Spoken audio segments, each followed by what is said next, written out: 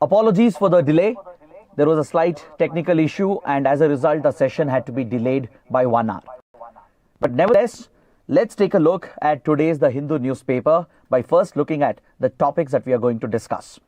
From the Delhi edition of The Hindu, I have chosen 11 important articles for a comprehensive discussion. We have 4 articles that require a detailed analysis, both from a prelims and mains point of view, and few small articles which are exclusively important for your prelims. So let's cover these topics as comprehensively as possible so that you don't have to go back and read the newspaper again. If you guys are liking our initiatives, do support us through your likes, your comments, and without fail, subscribe to our channel. So let's start the discussion by looking at the first article, which is an editorial on page number 6. This article is related to the NITI Aayog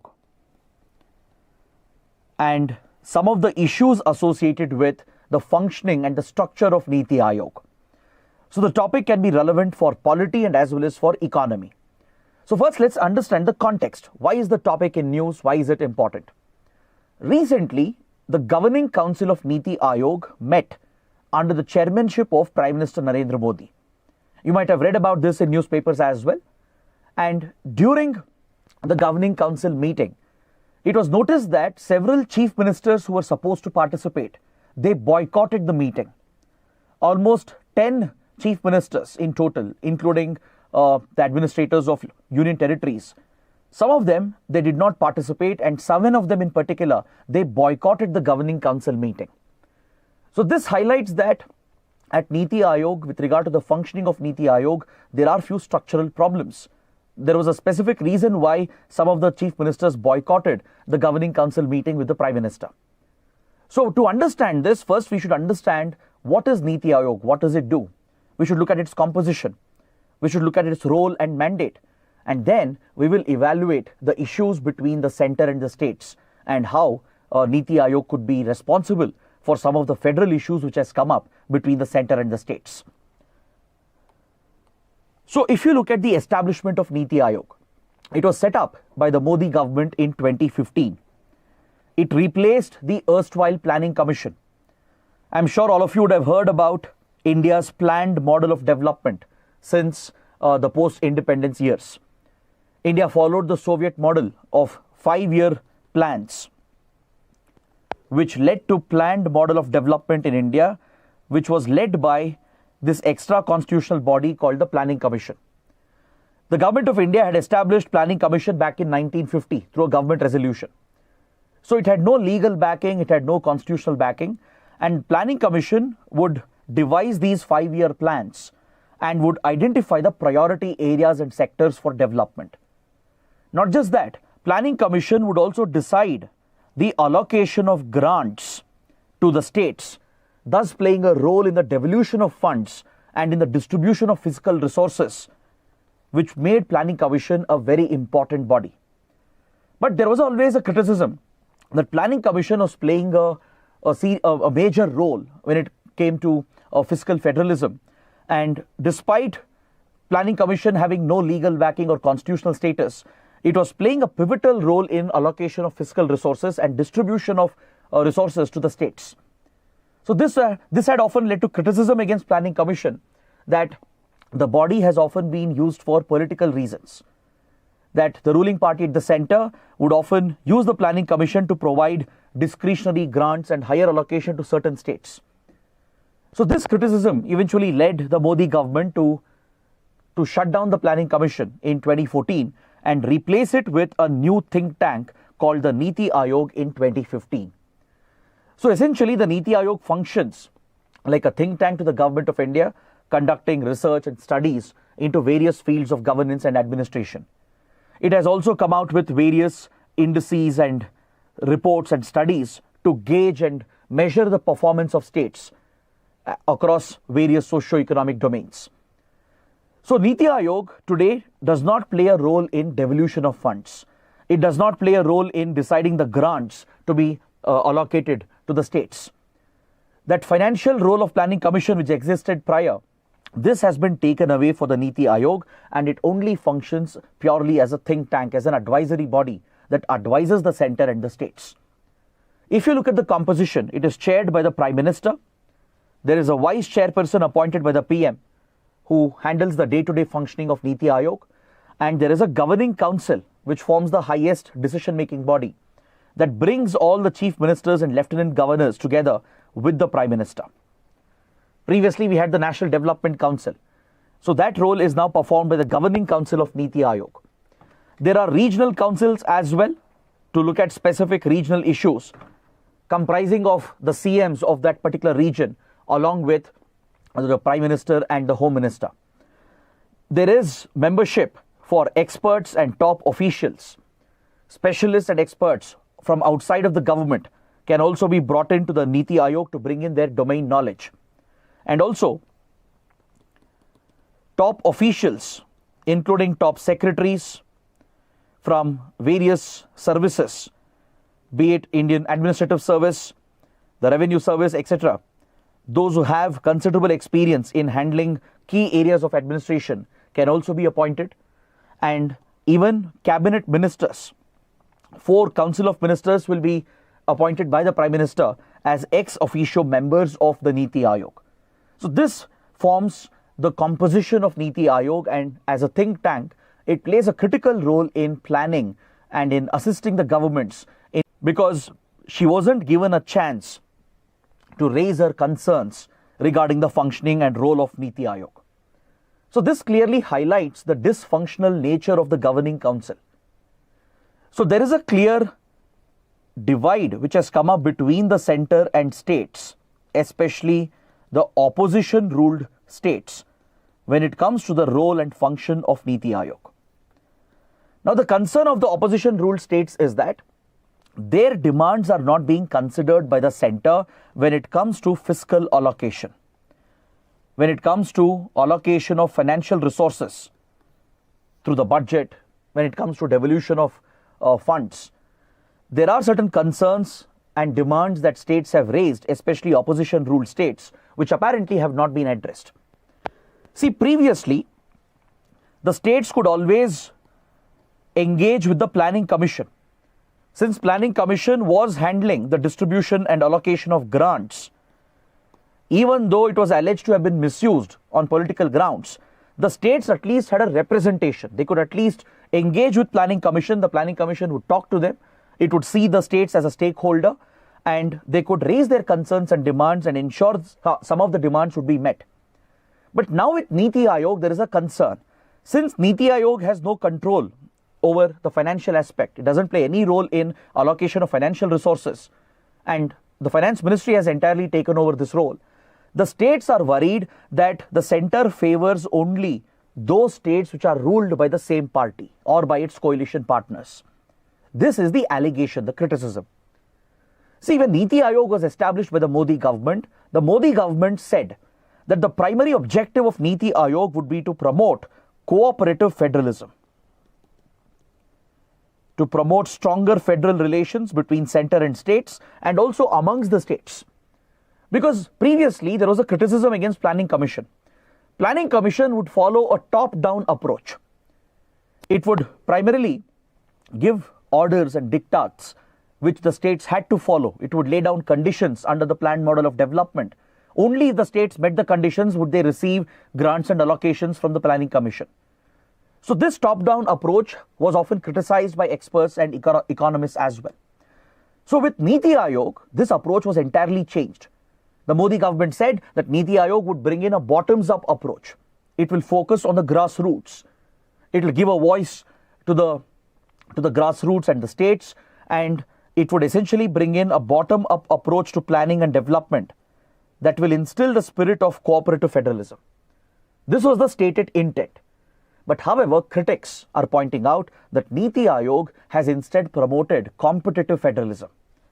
Essentially, it has pushed the states to compete against each other for their share of allocation of financial resources. The argument of the opposition ruled states is that the BJP, which is at the center, which is at power in the center, has often campaigned about double engine sarkar or double engine government.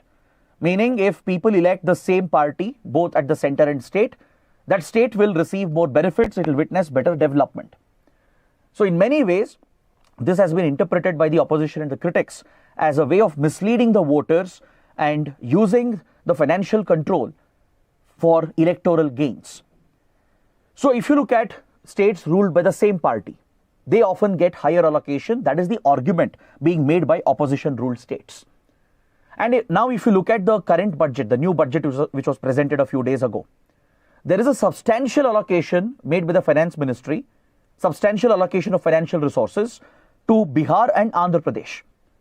And the interpretation is that since the JDU and the TDP are critical coalition partners for the current NDA government, a favor has been done. A biased approach has been taken by the finance ministry to allocate more financial resources to Bihar and Andhra Pradesh while leaving out the other states. So this is the concern, the criticism which has come up. First of all, some states had concerns with regard to devolution of funds, which is decided by the Finance Commission. Currently, we have the 16th Finance Commission, which is working on the recommendations for devolving the funds, the tax funds which are collected by the union.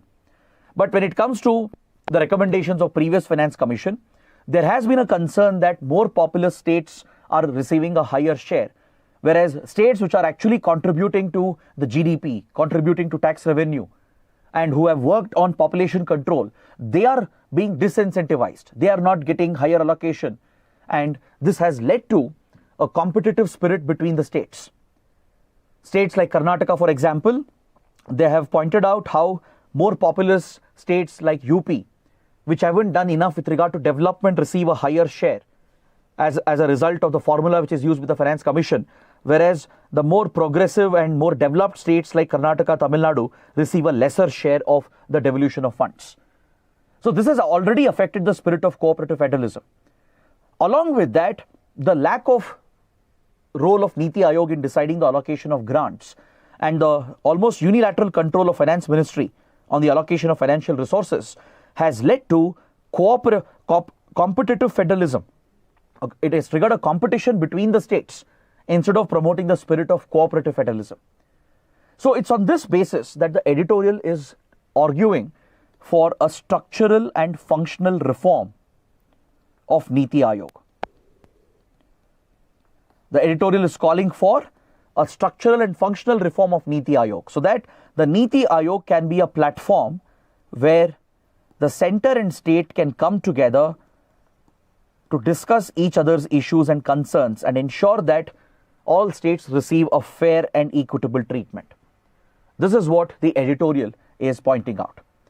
So let's take up a practice question based on what we have discussed. It is a sensitive, controversial topic. Now let's say there is a question like this. The question says it has been alleged that NITI Aayog suffers from both structural and functional issues. Critically examine. So obviously the question is making a statement which is critical of the NITI Aayog, which means it's a criticism against the government itself. So when you're writing answers to such questions, you have to be a little careful. You can't take a complete pessimistic approach and simply target the government and criticize the government and the institutions. That approach is always counterproductive.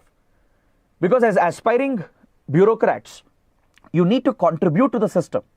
Yes, you need to identify the flaws and existing issues, but you should be more optimistic. You should think of suggestions and solutions. So don't take a hypercritical approach in such questions. Be a little careful over here. So you can start out with your introduction, maybe by talking about the role of NITI Aayog. You can compare it with Planning Commission. You can point out how NITI Aayog is like a think tank, which is playing a key role in measuring the progress of our states across various sectors. It comes out with these critical reports, which is of immense value for planning and policy making. And you can compare this with Planning Commission, which was an extra constitutional body, which had extraordinary powers of allocating grants to the states. So once you draw the comparison between the two, you can discuss the core issue in the body. You can point out that even though NITI Aayog has contributed, you can give some examples. Maybe you can cite NITI Aayog's recommendations on infrastructure development, or how it measures the progress under Swachh Bharat, or its report on groundwater levels and water crisis in India. So any contribution of NITI Aayog, including its human development indices, which has been brought out at the state level, right? Present that as the achievement, the contribution of NITI Aayog for national development. Then present the other side, present the criticism. Despite all the contribution, there is a strong criticism that opposition ruled states have lost their voice, because previously they could bring up such concerns about fiscal allocation to the Planning Commission. They could demand higher allocation and ensure they would get more grants. Now, this is not possible as NITI Aayog does not have that mandate. This has entirely shifted to the Finance Ministry, and the center has full control on fiscal devolution. So this has led to allegations or criticism that opposition ruled states are being discriminated by the center when it comes to allocation of funds. Now please be careful, never make this your opinion. Present this as a third party opinion. Say that it has been alleged. Opposition parties are alleging. Critics are alleging.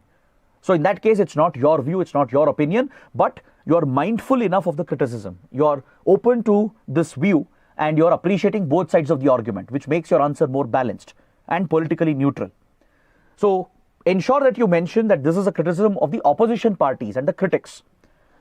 So now you suggest a way forward in the conclusion. In the conclusion, maybe you can suggest that there should be greater cooperation and coordination between center and states. If not NITI Aayog playing a direct role in allocation of funds, maybe the center should consult the states more, ensure that there is a fair distribution. Maybe you can suggest some of the formulas that Finance Commission also has spoken about to ensure that there is equitable distribution of resources, both vertically and horizontally. That is from center to states and between the states as well. So bring in those recommendations and suggest this way forward, that we should truly build the spirit of cooperative federalism and we shouldn't allow such competition to break out between our states, because that is not healthy in a democracy. Clear? Let's look at the next editorial that deals with plastic waste management in India. I feel it's a very important article for environment ecology. There are some key points for your prelims and as well as for the mains exam. So let's take a look. See, India is dealing with a massive plastic waste problem. According to reports by Central Pollution Control Board of India, we are generating 4 million tons of plastic every single year. So this is extremely hazardous for the environment, extremely toxic, because plastic doesn't break down easily. It will persist in the environment for decades and centuries. It can leach toxic, hazardous material into the soil and the water systems, thus polluting them. It can be extremely hazardous for both flora and fauna and even to human health. So we are generating 4 million tons of plastic every single year, and out of this, just around 25% of it is being recycled. That is hardly around 1 million tons of plastic waste is being recycled according to the government. Again, the numbers could be lower as well. This is according to government estimates, and these estimates tend to be wrong, tend to be inaccurate many times. So according to the claims made by the government, only 25% of the plastic waste is being recycled. So the question is, where does this leave India? How do we tackle this problem? Because see, it's not that we don't have enough rules. We do have sufficient rules. The Ministry of Environment, Forest and Climate Change, which is the nodal ministry to deal with plastic waste, it notified the plastic waste management rules in 2016. It brought out the plastic waste management rules in 2016, and along with creating the regulatory framework for managing and recycling plastic waste, it also introduced the concept of EPR, Extended Producer Responsibility. We had this principle under the e-waste management rules, because e-waste is more hazardous, the electronic waste. So the producers and those who are essentially involved in the production, usage and importing of such hazardous waste, they were given extended responsibility to handle that hazardous product throughout the life cycle. When it comes to electronic waste, the EPR principle was introduced so that those who are importing electronic items into the country, the companies, the producers, the manufacturers, the packaging assembly companies, right? Those who are selling those products. So these entities, they would be accountable, they would be responsible for the entire life cycle of the product, and they have to ensure that the hazardous e-waste will come back to the recycling system and we recover whatever can be recovered along with scientifically handling the hazardous toxic waste. The same principle was extended to plastic waste management as well. So the importers, packagers, producers and the large industries which use plastic packaging material, they would be primarily responsible for ensuring the recycling of plastic in the industry. So they will have to work with recyclers or set up the infrastructure needed for collecting the plastic waste scientifically and dispose them in a scientific manner. So this responsibility has been placed on the producers and the industry through extended producer responsibility. But if you look at the data is quite alarming. The data shows that very little plastic waste is being recycled in India. Just 1/4, just 25% of the plastic waste is getting recycled, which means a large part of it is getting dumped in landfills. It's being disposed in an unscientific manner, thus posing a significant environmental risk. It's either unscientifically disposed or it's being collected but it's being dumped in landfills. Or even worse, it's being burnt in incinerators. Several municipal bodies and corporations, they work with contractors who burn the waste material, the solid waste, and many times plastic is also burnt along with it. This contributes to air pollution and emissions as well. So this is the environmental risk that we are looking at. So India introduced a market-based mechanism under the EPR model. We introduced a market-based system to implement the EPR model. Let me explain this. What is this market-based model and how it has not been working as anticipated by the government. See, in order to enforce extended producer responsibility and to hold the producers accountable, an online portal was created. The Environment Ministry has set up an online portal for extended producer responsibility, and here those who are recycling plastic waste in India, the recyclers, they can apply for certificates.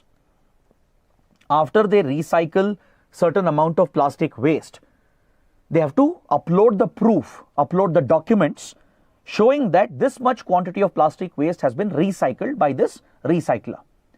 Once this is verified by the Environment Ministry, a certificate is issued. EPR certificates are issued now, which is now owned by the recycler. Now this recycler can basically sell these certificates.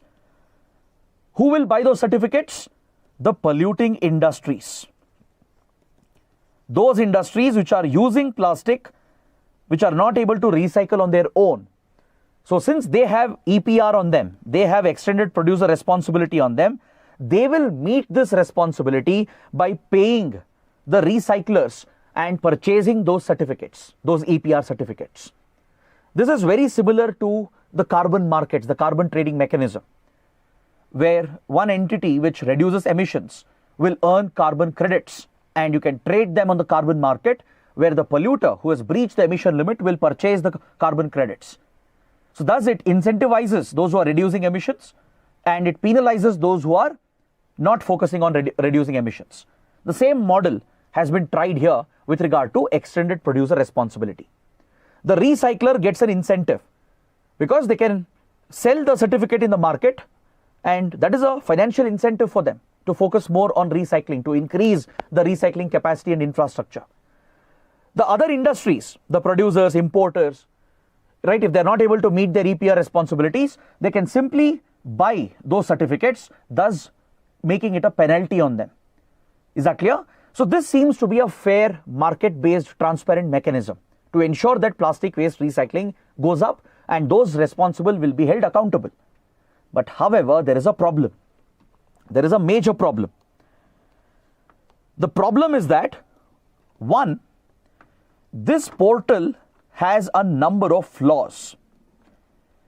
For example, there were cybersecurity flaws which led hackers to hack into the portal and steal the certificates and sell it on the black market. Thousands of certificates were stolen by hackers who hacked into the portal, thus raising doubts about the very credibility of this market-based model. And second, it has been found out through audits that many recyclers were submitting fake claims. They wouldn't have recycled the plastic that they are claiming. Recyclers might claim they have recycled tons of plastic waste, but most of it would be a lie, or they would exaggerate the number. And in collusion with corrupt officials, they have been able to get fake certificates on a massive scale. So these two have been the operational problems when it comes to a market-based model of dealing with plastic waste regulation. So that is why the editorial is pointing out that such a market-driven approach may not really work. The Central Pollution Control Board has taken countermeasures with the Environment Ministry to plug these gaps. The Pollution Control Board has stated that we are strengthening the cybersecurity measures and we are conducting a thorough audit of all the recycling firms. India has around 2,000 plus recycling firms which are registered with the Central Pollution Control Board, and around 800 of them which are suspected of resorting to such malpractices are being audited by the Pollution Control Board and the Environment Ministry. So this might help in fixing some of the problems, at least the accountability problem. But the security measures, the government is trying to address that, but still there are flaws with the system, and that is why the editorial says a market-driven model may not be the best model for plastic waste management. Because ideally what we should be doing is to focus on creating the recycling infrastructure, encourage the people to play a proactive role in collection and disposal of plastic waste, encourage the recyclers to focus on establishing more recycling plants, ensure that we collect and scientifically handle all the plastic waste, instead of just creating an incentive-based system through a market model where there is a possibility of fraud, where there is a possibility of such scams being committed. Instead, it's better to focus entirely on creating the recycling infrastructure, working directly with the recycling industry, pushing the producers, the importers who are using plastic in the country to make that investment. So that is what the editorial is suggesting. That market-based model might seem to be a very fair model on paper, but in implementation there are these problems, practical problems. And eventually plastic waste is lying around, it's not being handled scientifically, right? So to ensure that plastic waste is handled and ensure that we commit to our sustainable environmental goals, it's important to improve the effectiveness of our recycling systems, to address the root cause of plastic pollution. We should genuinely focus on reducing plastic consumption, create a disincentive in the industry to minimize the usage of plastic, be it for packaging, be it for storage, find alternatives which are safer and cleaner compared to plastic, encourage the adoption of the alternatives, make the alternatives cheaper, spread awareness amongst the public to reduce plastic consumption, to move away from plastic dependency, encourage the recyclers to proactively collect plastic waste, all the 4 million tons that we are producing, and push majority of it towards recycling plants. That should be the priority. Instead, the government has been focusing on a market-driven model which has been misused by some of the recyclers and the middlemen who have made a corrupt practice out of it. Is that clear? So that is what we learned from this article. Now let's look at a question. India's market-driven approach to solving plastic waste has had limited effect in tackling the challenge. Discuss. This answer can be easily built with a good structure. In the introduction, I would suggest ideally talk about the plastic waste problem that is facing India, or the global plastic waste problem. Right? You can provide some data, some statistics. As I mentioned, India produces 4 million tons of plastic according to Central Pollution Control Board, out of which only 25% of it is being recycled. So this essentially sets your context. It shows the gravity of the problem that we are dealing with. So once you set the context in the introduction, then in the body talk about the measures taken by India to counter plastic waste. Discuss the plastic waste management rules of 2016, how it introduces the EPR principle, and to enforce extended producer responsibility, we have created a market-based model. Right? So you can explain that recyclers will earn the certificates for their recycling effort, and they can sell this on the portal itself to the polluting industries. But there are critical flaws that have come up in its operation. One, lot of fake documents are being submitted by recyclers to get these certificates. Without really recycling the plastic waste, fake documents are being uploaded, and many recyclers have secured these certificates for a monetary gain, which is basically a corrupt practice, a misuse of the system. Second, there has been a cyber threat. A recent hacking attempt led hackers to steal these certificates, thousands of them, and sell them illegally on the black market.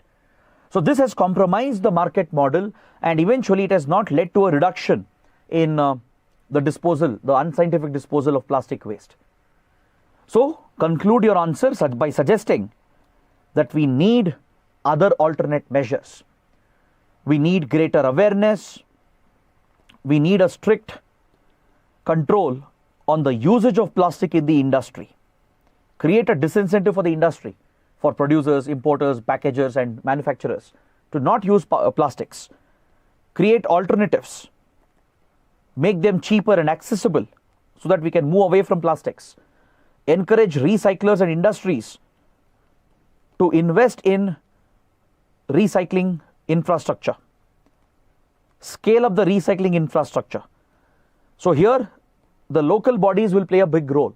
The municipal corporations, the city corporations, municipal bodies, pollution control boards at the state level, right? They will play a critical role in scaling up recycling facilities in India. That is the only way forward, right? So suggest these measures which are more effective in handling the plastic waste problem that India has been dealing with. So I hope this topic is clear. Now let's look at another important and interesting column on page number 8. We also have a related article on page number 7. This is related to the topic of reservation.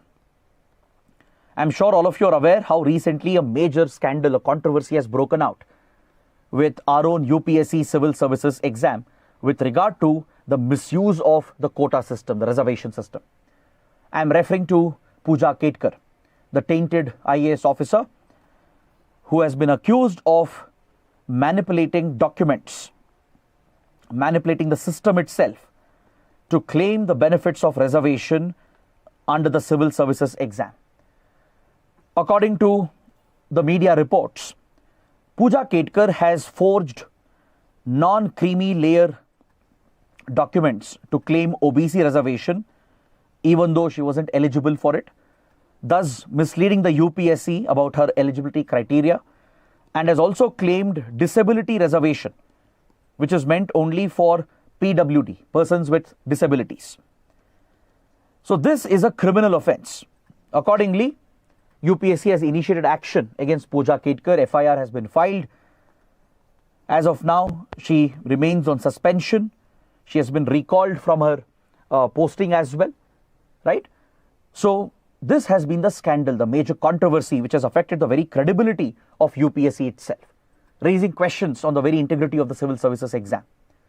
So in this context, the column is talking about the relevance of reservation, right?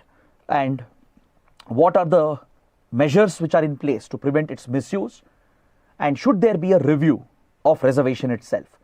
Because many have suggested that we should remove disability-based reservation, at least in elite civil services. There have been many controversial suggestions that if someone is claiming reservation on the grounds of mental disability in particular, this has to be excluded, and thus we need a review of reservation given to disability. So let's take a look at this debate from both the sides. For this, you need to understand the topic of reservation. See, if you look at the Indian Constitution, it guarantees right to equality. Article 14 promises right to equality as a fundamental right. So, under the equality section of fundamental rights, we have Article 15 and 16. Article 15 prohibits the state from any discrimination on the grounds of race, religion, caste, place, sex of birth, etc. Any kind of discrimination by the government is prohibited under Article 15, which means the government has to treat all citizens equally and fairly. Article 16 prohibits any discrimination in public employment. The government should treat everyone equally when it comes to public employment. So these are guaranteed fundamental rights that guarantee right to equality. But in an unequal society, you can't treat everyone equally. If the society itself is unequal, if there are few sections which are more backward, which are more socially backward, educationally backward compared to other communities, then there has to be affirmative action from the state. There has to be affirmative action undertaken by the state to ensure that there is social justice. I'm sure all of you would have seen this image, this very popular image that represents the relevance of reservation. You would have seen this depiction that there is a stadium where a match is taking place. There is a wall or a fence where three people of different heights are standing. Right? One person is tall enough to look over the wall and easily watch the match. The other person is a little short. He can just view half the match. And the other one is very short. He can't see anything. He's just blocked. His view is entirely blocked. So to ensure true equality and social justice, you need to provide more support to the weaker ones, to the underprivileged, which means to increase the height, to ensure all three people here can view the match clearly, you need to provide more support to the shortest person and some limited support to the one in the middle, and maybe no support is needed for the one who can already watch the match. That is how equality gets created. But if you give equal support to everyone, you are simply aiding the existing inequality in the society. So this, in a way, clearly depicts the whole concept of equality and inequality and the need for affirmative action, the need for reservation. So our constitution framers, our founding fathers, they had the vision, they had the farsightedness to understand the unequal nature of Indian society, the wide disparities and inequalities present in our country on the lines of caste and other factors. So that is why under these fundamental rights, reasonable restrictions were added. Article 15, 16, they are not absolute. The government can discriminate. It can discriminate against citizens on certain grounds. When it comes to public employment, the government can discriminate. This is a positive discrimination. The government can provide reservation for scheduled castes and scheduled tribes, essentially the socially, educationally backward classes. The government can provide extra support, additional support to socially, educationally backward classes, essentially the scheduled castes and scheduled tribes. So accordingly, SCs and STs were given 15%, 7.5% reservation respectively, both in education with regard to seats during admission and also in terms of public employment with regard to jobs in the public sector. So be it government jobs, be it jobs in the PSUs, etc. These percentage of seats are reserved for SC/ST candidates. That is how social justice can be done for these downtrodden communities. Because historically, scheduled caste, scheduled tribes have faced oppression and they have been discriminated against in the Indian society, in the caste-based Indian society. Later, during the Mandal era, based on the recommendations of Mandal Commission of 1980s, there was a massive controversy in the country. It led to widespread protests as well, because the commission had recommended reservation for OBCs, other backward castes. Eventually, the VP Singh government implemented 27% reservation for OBCs, despite all the chaos and the protests. So thus, reservation went up, it increased. In fact, the constitution framers, they envisioned reservation as a limited provision. Right? It was supposed to be only for a few years, for a decade. But through subsequent constitutional amendments, reservation has been extended almost indefinitely. So every 10 years, there is an extension of reservation for SCs and STs. OBC reservation was also introduced. And now, we also have reservation for EWS category. Recently, the Modi government brought out a constitutional amendment introducing 10% reservation in the general category, in the unreserved category for economically weaker sections. We also have reservations for persons with disabilities and personnel who have worked served the armed forces, etc. So in total, the reservation has gone way beyond 60%. Is that clear? So this raises the question of merit. What about meritorious students? What about the unreserved category, the general category? Isn't this unfair to them? To address this, the Supreme Court intervened and laid down certain restrictions. In the landmark Indra Savni judgment, the Supreme Court placed a cap. It said that reservation can't be more than 50% unless there are exceptional circumstances. So this cap has generally been followed in some cases, but it has been breached as well. Now, of course, with EWS reservation, definitely the reservation cap has been breached. Several states have gone way beyond this. They have touched almost 68 to 70% reservation. So to ensure that there is still some value for merit, the concept of creamy layer was introduced with the Supreme Court in the Indra Savni judgment. Apart from the 50% cap on reservation, exclusion criteria was prescribed. The Supreme Court asked the government to work on an exclusion criteria to identify those people who have already benefited from reservation to ensure that they are excluded. Because reservation is supposed to be meant for social upliftment. Once a family is socially uplifted, let's say a Dalit family, right? They have been downtrodden throughout generations, but now because of reservation, let's say they got better education, better jobs. And once that is done, subsequent generations don't need to get the same reservation. Right? They become part of the creamy layer. Just as an example, because hypothetically, as of now, there is no concept of creamy layer for SCs and STs. This concept of creamy layer was proposed with the Supreme Court only for OBC reservation. Please make a note. There is no creamy layer introduced for SC and ST reservation. Clear? As of now, it's not there. But what I'm saying is, those who have already benefited from reservation, ideally they should be excluded. Or those who are above a certain income criteria, they should be excluded. So based on this principle, the Supreme Court pushed for the exclusion of those who are in the creamy layer, and accordingly the government set up a committee, Justice Ramanandan Prasad Committee, based on directions of the Supreme Court of India. This committee identified the exclusion criteria, which we are following today. I'm sure all of you who are claiming reservation in the civil services exam, you will be submitting these documents as well, right? So those who have parental income which exceeds more than 8 lakh rupees per year in 3 consecutive financial years, they will be excluded, which means you're part of the creamy layer. Excluding your salary and agricultural income, if your parental income is above 8 lakh rupees per year, and this has remained consistently for 3 consecutive financial years, right? Then you're part of the creamy layer and you are not eligible for reservation benefits under OBC category. As I told you, it does not apply for SC/STs. Is that clear? Next, those candidates whose parents are in senior positions like Group A positions in the government, those who hold constitutional posts.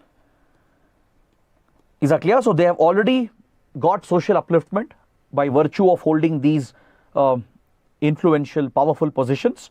So their children will not enjoy the benefits of reservation. They fall under the creamy layer.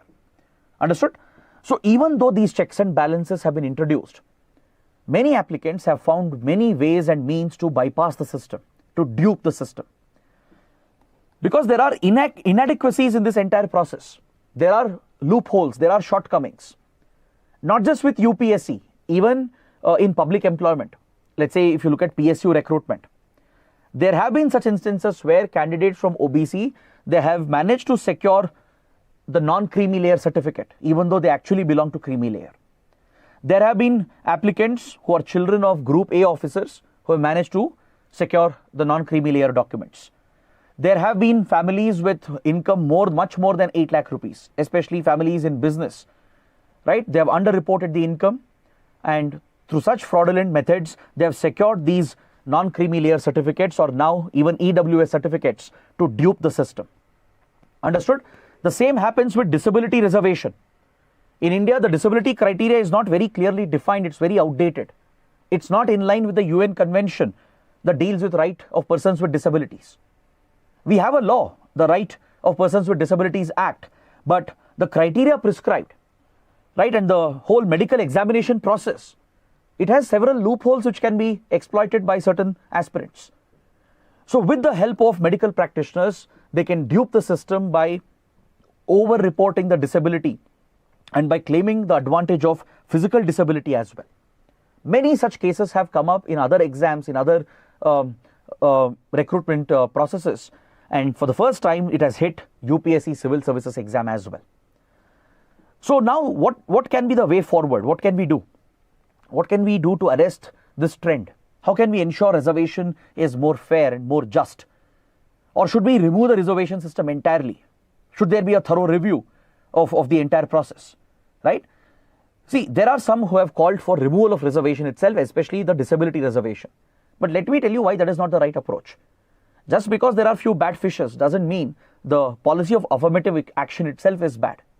That's the only way to ensure social justice, the only way to uplift millions of people who still struggle, who still face oppression and discrimination in our country, right?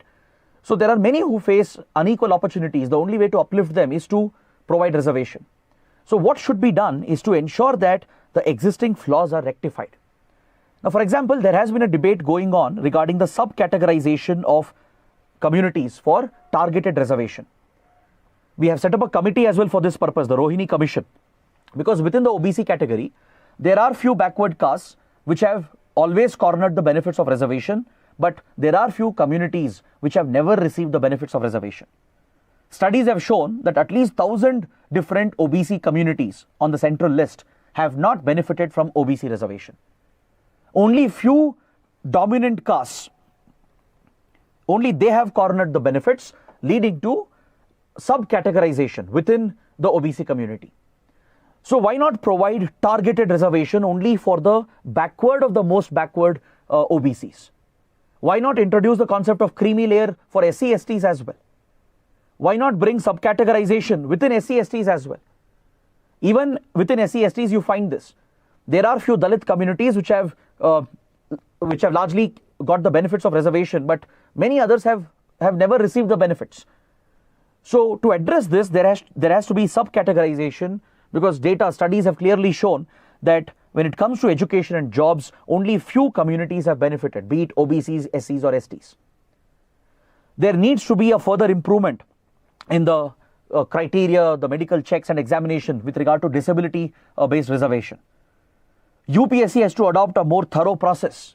It should plug its own loopholes and ensure that there is absolutely no scope for such misuse. Clearly, the system had many failures. Thorough verifications have not been done, right? Apart from filling the vacancies on time, and apart from introducing subcategorization and creamy layer for all the communities, there is a very urgent need to ensure that the checks are done thoroughly. There should be a thorough verification of the documents. The process of issuing the documents, that should be streamlined and it should be made foolproof. We have a related article on page 7 where the writers are pointing out that just because such scams come out doesn't mean we should do away with reservation itself. Recently, concern came up when a NITI Aayog CEO, one of the top officials of NITI Aayog, stated that we should review disability reservation, especially reservation given on mental disability grounds. Now, that is not the approach. That is an extreme approach. That will not even solve the problem. Instead, it will affect those who are genuinely suffering from disabilities. Now, I would like to point out certain cases where genuine candidates who have put in their hard effort, cleared the exams, who genuinely suffer from disabilities, and yet UPSC has not even given them postings. Take, for example, Ira Singhal, the topper in one of the recent civil services examinations. She got the first rank despite her disability. And yet, she struggled in getting a service allocated. She had to approach the Central Administrative Tribunal and eventually seek justice. There are other candidates like this. There have been many cases. I personally know one case, one candidate who had topped the exam, should have deserved the IAS, but eventually the UPSC denied him a posting. He had to approach the Supreme Court, fight a legal battle against the UPSC for 2 to 3 years before getting the posting done. So there are cases where genuinely disabled candidates are not getting the benefits, whereas others they are scamming the system and they are drawing the benefits of reservation. So doing away with reservation is never the solution. Yes, as we discussed, the loopholes have to be fixed. There has to be thorough verification. The criteria have to be revised. The medical examination process has to be improved, right? There has to be a clear-cut definition. Right now, if you look at the medical examination for disability, it's all based on percentages.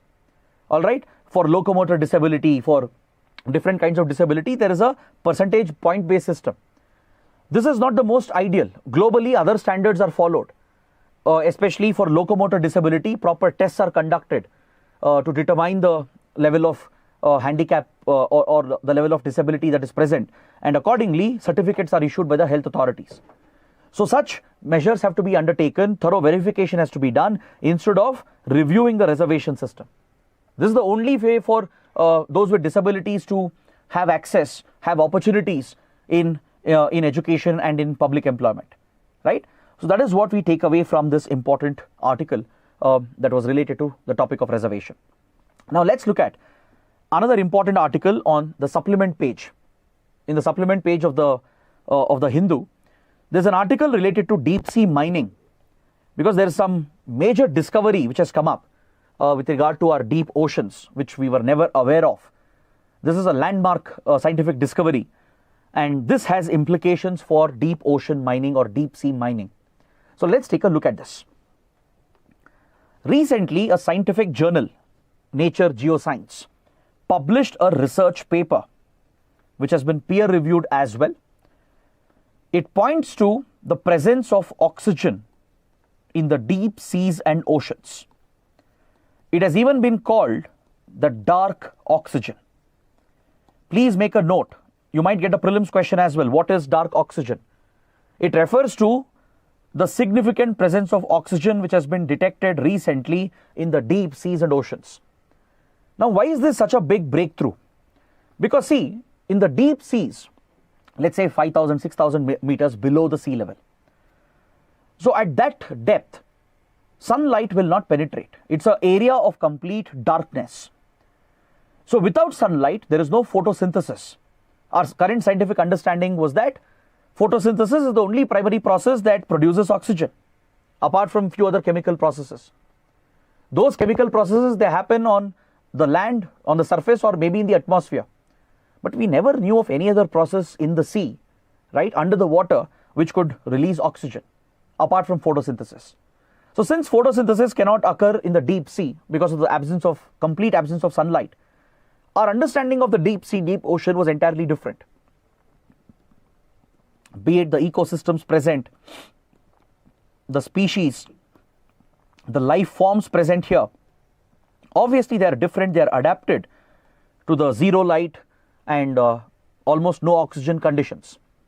But however, this recent study found something remarkable. The researchers were looking at polymetallic nodules which are present on the ocean floor, on the seabed. Now please mind you, polymetallic nodules are very precious. It's an economic resource because it contains iron, it contains manganese hydroxides. There could be copper deposits as well as part of these mineral nodules which are found on the sea floor or the ocean floor. So many countries are interested in reaching out to the depths of the seas and the oceans to mine these precious minerals. Don't forget, copper and even nickel deposits which can be found, they are critical minerals, right? They have strategic importance today. So there is a geopolitical competition which has already broken out between China, US, even India is part of this. It's a race which has begun to reach the deep ocean, study the deep sea and the ocean, and even to start commercially exploring these resources. So the presence of oxygen which has been detected despite the lack of photosynthesis is a shocking discovery. The question is, where is this oxygen coming from? Initially, they thought the great conveyor belt, which is the under oceanic currents, right, which pass from one oceanic basin to another. It was believed that these oceanic currents were bringing in the oxygen from other parts, from the top layers to the bottom layer, temporarily increasing the oxygen presence at the depths of the seas and the oceans. But later this was ruled out because the study showed that oxygen level was even increasing regularly. If it was only brought in by the global circulation of the ocean currents, which is part of the great conveyor belt, the oxygen level would have dropped because there are life forms present. They would have consumed the oxygen and oxygen level should have dropped ideally, but that was not detected. Instead, they saw an increase in oxygen over a period of time, which means there was some source releasing oxygen at these depths. So right now the study has pointed out this could be because of the polymetallic nodules themselves. The study has established that the polymetallic nodules, they registered a certain voltage of around 0.95 volts. Now, any basic science student would know that water molecule can be split with the right voltage. You need a minimum voltage of 1.5 volts to split a water molecule, thus freeing the oxygen molecule.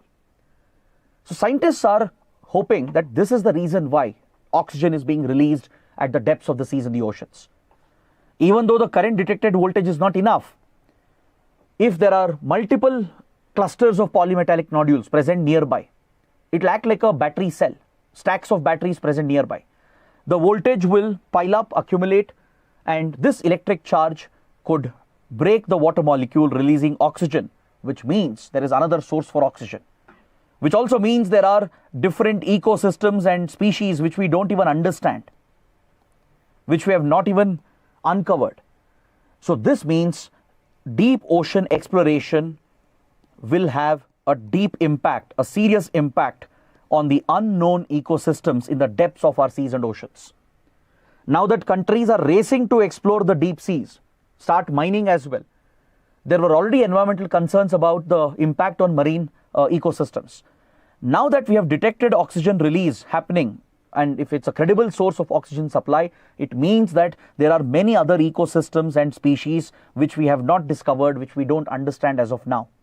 So if countries go ahead with their deep sea missions and exploration missions, they will cause significant damage, maybe irreparable damage to the marine ecosystems. For example, if you look at India, we have a major mission coming up, the Samudrayan mission. India is gearing up for Samudrayan mission, where we are sending an underwater submersible vessel to compete with others like China, US, Japan, and others.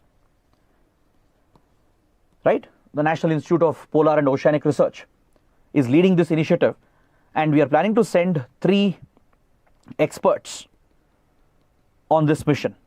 Just like we have the Gaganyaan mission coming up for outer space, where we plan to send 3 astronauts. Similarly, 3 marine experts are being sent on the Samudrayan mission, and the idea is to reach depths of 5,000 to 6,000 meters in the Indian Ocean to study the deep sea bed and prepare a mineral exploration plan for India. Because India has 1 commercial licenses for deep sea mining. There's an international authority which gives out these licenses called the International Seabed Authority. The International Seabed Authority, it governs the exploration and exploitation of mineral resources found in the high seas. Right? High seas does not belong to any country. It's beyond a country's national jurisdiction, beyond the EEZ of a country.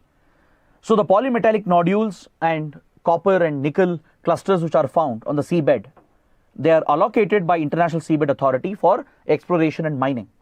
India has 1 licenses in the Indian Ocean. Near Sri Lanka, near Maldives, India has won multiple licenses. We are also looking at fresh licenses. We have recently applied for fresh licenses to be issued to start mining and exploration in the deep seas of the Indian Ocean. But currently, the world's biggest mineral source, underwater mineral source, is the Clarion-Clipperton zone present in the Pacific. To the west coast of Mexico, there is this massive deep sea region in the Pacific Ocean called the Clarion-Clipperton zone, which is believed to hold the world's highest concentration of polymetallic nodules. So countries are racing, competing to explore the region and even start mining the mineral resources. It's estimated that 6 billion tons of manganese can be extracted and 200 million tons of copper and nickel. Right? So any such exploration will have a detrimental impact on this oxygen source, and it will affect any ecosystems which are dependent on it. Previously, countries were justifying their mineral activities by stating that there is no ecosystem present, there is no considerable marine life at the depths of the seas. But now that oxygen source has been discovered, most likely it is polymetallic nodules themselves which are contributing to the splitting of the water molecule which releases the oxygen. If we start exploiting the resource, it will detrimentally affect the ecosystems and the species dependent on it. So right now we don't understand the processes. We don't have enough scientific understanding. So that is why concern has come up about deep sea missions, which will impact India, China, US and other countries. So that is why this study is so important, and Hindu has brought out a detailed article on this. So this completes my detailed explanation of all the key topics. Now let's take a quick look at the prelim section. On page 8, we have this article related to South Africa. South Africa has brought out a climate law. It has become one of the few countries in the world to have a dedicated legislation to tackle climate change. See, every country has come out with NDCs, nationally determined contributions, as part of their commitments made under the Paris Agreement. Correct? India also has made 3 important commitments. India has promised that we will bring down our emissions intensity by 2030 as compared to pre-industrial levels. We will switch to renewable energy. Almost 50% of our energy supply will come from renewables by 2030. This is another commitment made by India. And we have also committed to tackle deforestation, to increase the carbon sink in India by focusing on afforestation. So these are some primary commitments made by India as part of its voluntary contribution under the Paris Agreement. Similarly, South Africa also would have made its NDC declaration. But problem is, South Africa is an economy which is heavily dependent on coal. For South Africa, primary energy supply is coming from coal. And South Africa is one of the top 15 emitters in the world. It contributes significantly to global greenhouse gas emissions. So that is the reason why South Africa has introduced this climate change legislation that places mandatory restrictions on polluting industries. Is that clear? So please make a note of this. UPSC might ask this in prelims. Which country recently brought out a climate change legislation? Answer is South Africa. It places a mandatory restriction on the polluting industries, the greenhouse gas emitting industries. So those industries that rely on coal, thermal power, metallurgical industries, etc., they are under legal obligation now in South Africa to bring down their fossil fuel consumption and bring down their overall emissions. All right. In India, can you tell me, do we have a dedicated law for climate change? Yes or no? Let me know in the comments. If yes, let me know what is the legal provision that we have, or if no, what are the other provisions that we have related to climate change in India? So please let me know in the comments. For that, you have to read. Just take this as an assignment. Just check whether India has a dedicated law like this, an exclusive law for climate change which restricts emissions in our country. So please let me know in the comments. Next, we have an update with regard to polity on page number 11. The article says that President of India has appointed new governors.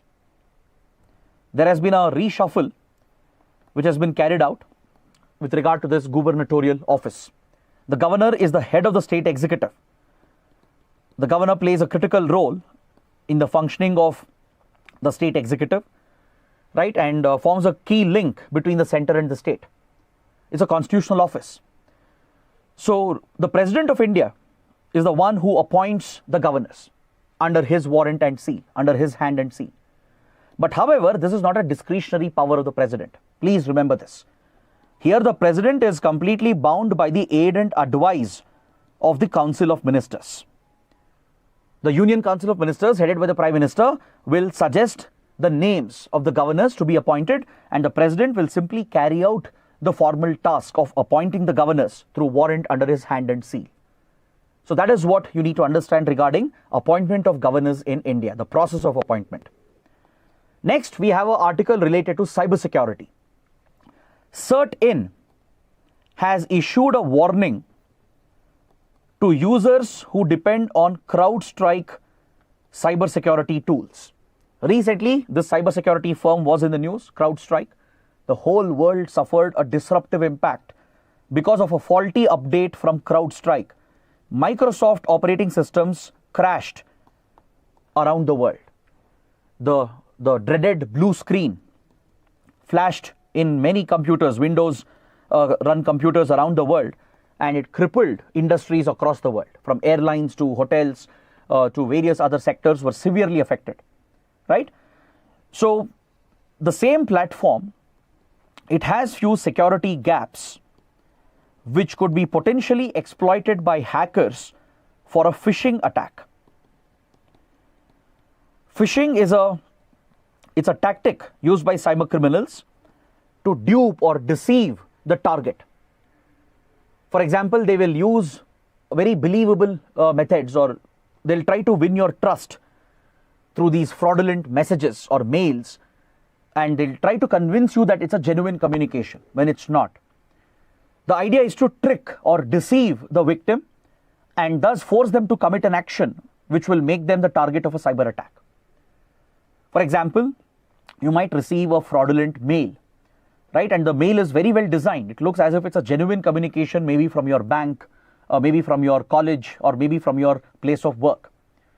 Now, if you don't pay attention to the details of the mail, right? The logo will be very similar, the color combination, the font, everything looks very standard and official. It looks like a genuine communication. But if you have greater attention to detail, you'll realize that this is actually a fraudulent communication. But many of them who don't realize this, if they believe what the mail is stating, right? The mail might be asking them to change the username and password, or download an attachment, or click on a link. So essentially, it is enticing the user, tricking, deceiving the user to commit an action. And the moment the user does that, right, they become the victim of a cyber attack. The moment you download the attachment, it will run a malware on your system, or the moment you click on the link, it will again download a harmful malware which can take over the system. Or you might end up revealing very sensitive details like your banking information, your credit card, net banking details, through which they can steal your money. So these are called phishing attacks, where the idea is to trick or deceive the target to commit an action and thus commit the cyber attack. So CERT-In has warned that the vulnerability in a CrowdStrike platform could be misused by hackers to launch phishing attacks targeting the users. Now, what is CERT-In? It's the nodal agency in India to protect and defend India's cyberspace. It was established in the year 2004, and it functions under Ministry of Electronics and Information Technology. It has been given legal mandate under the IT Act, the Information Technology Act, and it is the primary nodal agency responsible for monitoring India's cyberspace, watching for alerts, watching for any emerging threats, and countering some of the threats against the Indian cyberspace. So it maintains a 24/7 early warning and watch center. It constantly monitors the global cyberspace, looks out for new emerging threats, new malwares and vulnerabilities, and sends warnings and alerts to all the stakeholders, to government institutions, private industries, and even to the common public by engaging the media. And CERT-In will also initiate counteraction, defensive action to defend the Indian cyberspace against emerging attacks targeting Indian systems and Indian users. This is the critical role of CERT-In, Computer Emergency Response Team, India. Next article is related to environment ecology. It's related to the CITES convention, which is a very important convention. CITES stands for Convention on International Trade in Endangered Species of Flora and Fauna. It was brought out in 1970s and it came into force in 1975 through the IUCN.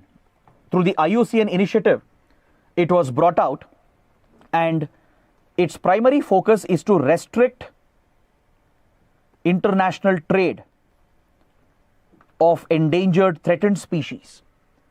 Because several species of flora and fauna, they are traded globally, right? Some of them might have scientific purpose. There could be some commercial value for certain flora, fauna, and the byproducts of wildlife could be traded internationally. So to ensure that there is no illegal trafficking, to ensure that we tackle hunting and poaching, there is a need to restrict the international trade of endangered species. That is why this convention was put in place. So under the CITES convention, there are 3 appendices. You have Appendix 1, Appendix 2, and 3. Those species which are listed under Appendix 1, they get the highest protection. The international trade of these species is prohibited. You need special permission.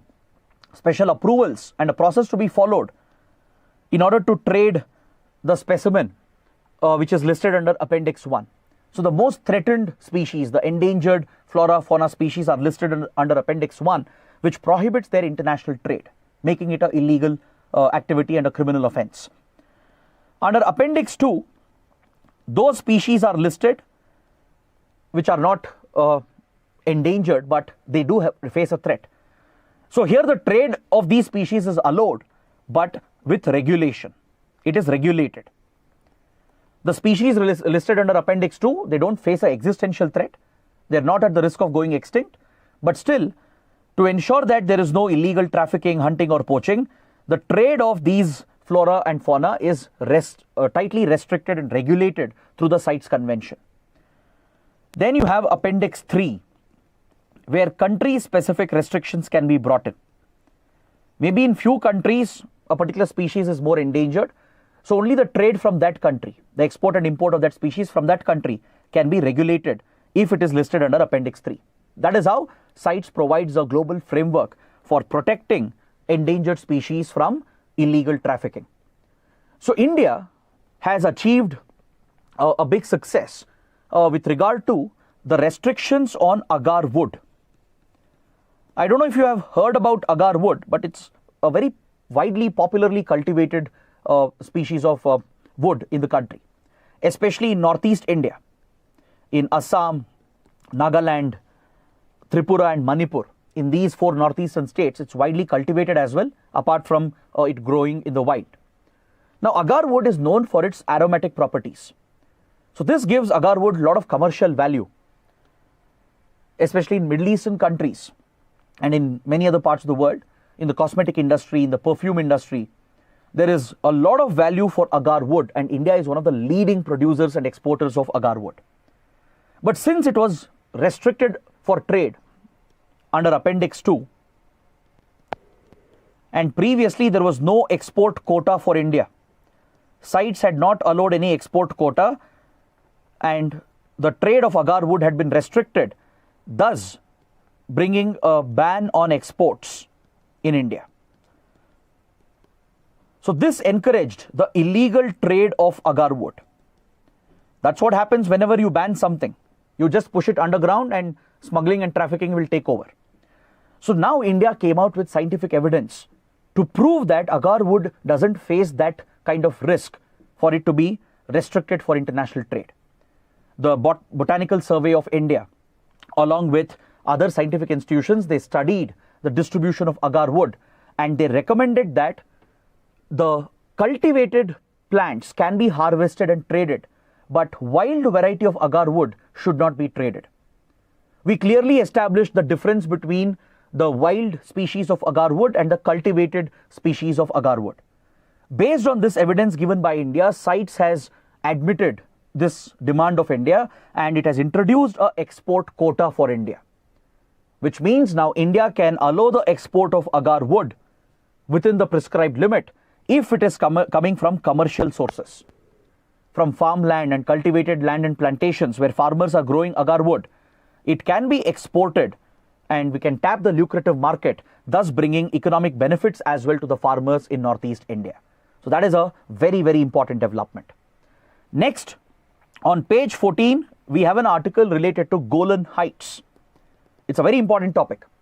Recently, there was a deadly attack, a rocket attack in the Golan Heights, where several people were killed, including civilians. And unfortunately, many of them were young children. Around 12 people were killed, all of them were civilians, most of them were young children. And this attack caused outrage around the world. This is linked to the ongoing Gaza war. So Israel blamed this rocket attack on Hezbollah, which is a Shia militant outfit allegedly supported by Iran. Right? But Hezbollah has denied these allegations, stating that it never fired this rocket at Golan Heights. So it has primarily affected members of one community, which is found here in the Golan Heights, called the Druze community. You can see them in the picture here. You can see members of the Druze community. They are mourning those who lost their lives. They are paying their respects. So based on this, there can be a prelims question asked.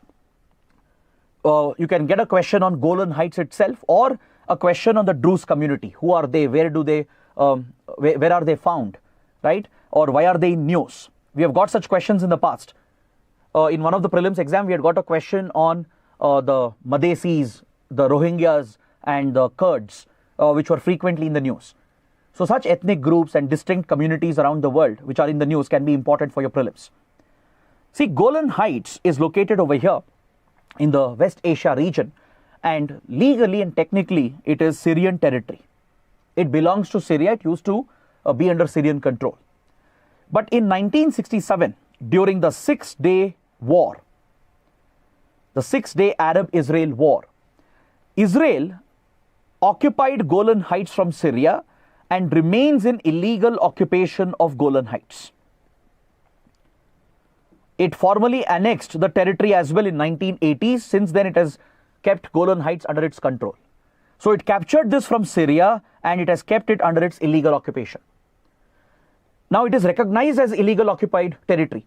Even India, even the closest friend of Israel, United States, even United Nations, European Union members, even they recognize Golan Heights as an occupied territory which is under the illegal occupation of Israel. Just few days ago, ICJ, International Court of Justice, passed an advisory opinion. It gave an advisory opinion stating that Israel is in illegal occupation of these territories, including West Bank, East Jerusalem, etc. So this is where you find the Druze community, where the rocket attack took place. The civilians who were killed, they are members of the Druze community. The Druze are an Arab sect. They are Arabs essentially, right? They follow a very distinct faith within Islam. They follow an offshoot of Islam, and they are found not just in Syria, they are also found in Israel and Lebanon. So at the tri-junction of Lebanon, Israel, Syria is where you find this community. Is that clear? They have some very strict practices. For example, they don't permit any converts into the religion or from the religion. Druze community members can't convert to other faith, or those who have converted to Islam, they can't join the Druze community. So it's a very puritanical group. They don't even allow interfaith marriages. So it's a very tightly bound conservative group. It's an offshoot of Islam. They follow a faith which is an offshoot of Islam, and it's an Arab sect. And also the community has been discriminated by Israel. Ever since Israel occupied the territory, it offered them Israeli citizenship. But of course, the Druze community rejected it, and they identify themselves as Syrian citizens. They don't recognize the illegal occupation of Israel. So over the years, they have been denied the benefits of welfare. And this has led the UN Committee on Elimination of Racial Discrimination to recognize the Syrian Druze community in the Golan Heights as a community which has been targeted, which has suffered from the discriminatory policies of Israel. That is what we take away from this article. Next, on the last supplement page, under the Science and Tech edition, right, the Hindu carries this image of a deadly forest fire in Canada. In California. See, North America is very prone to forest fires, even Canada for that matter. That's why I was mentioning Canada, but the image here is from California. So Canada and even United States, both these North American countries, they do witness frequent forest fires, and especially in the US, the state of California is very prone, very vulnerable. So in this case, the reason for this forest fire is believed to be a man-made factor. It's believed that some miscreant pushed a car which was set on fire into a deep ravine, which eventually spread the fire to the forest area, and the dry material which was there has easily caught on this fire. In California, there are many such cases where man-made fires have spread uncontrollably, triggering widespread forest fires. But there are many natural factors as well, which makes California so vulnerable. For example, the higher temperature, the extreme weather, right? The heat wave and the extreme weather which we are witnessing as a result of climate change, and the availability of dry organic material. There is dry ready material which is available during the summer months, which can catch fire during the summer months, during the summer season. Plus the strong winds, the dry wind currents, they can spread the embers far and wide, thus quickly spreading the fire to different parts of the forested area. So California suffers from both natural causes and some man-made factors, anthropogenic factors, which are resulting in more and more deadly forest fires every year. So it's an important topic that you need to pay attention. In Europe as well, we have seen such trends. In southern Europe, in Greece and other parts of southern Europe, deadly forest fires and heat waves have been reported. In India, northeast India, Uttarakhand, even parts of Himachal and Jammu and Kashmir, parts of Western Ghats, they witness frequent forest fires. In some cases, it is entirely natural. Some cases, it is a mix of natural and man-made factors. But what really aggravates a forest fire is the large presence of dry material during summer months with higher heat, accompanied with dry winds, strong winds which are blowing. They carry the embers far away, thus triggering fire in multiple places in the forest. And climate change has become a multiplying factor. It has increased the frequency, intensity of extreme weather events, leading to more such incidents. Now coming to the last topic, a great news for India yesterday from the Paris Olympics. India has opened its account. Its medal tally has been opened by Manu Bhaker. Manu Bhaker has won the bronze medal. She has won the bronze medal in the 10-meter air pistol category. Now this is a remarkable achievement. I'll tell you why. Because in the shooting category, India has won few medals in the past, Olympic medals. The likes of Abhinav Bindra, Gagan Narang, they have all won medals in the shooting category, right? But it has always been male dominated.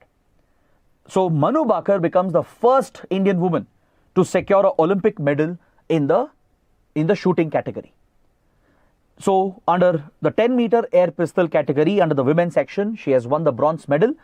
And this is historic, honestly. And she has many more events to go. So that is something you need to make a note of, because of late UPSC has been asking some questions based on sports. In the recent 3-4 years, we have got a lot of questions on sports, 3 to 4 questions on sports.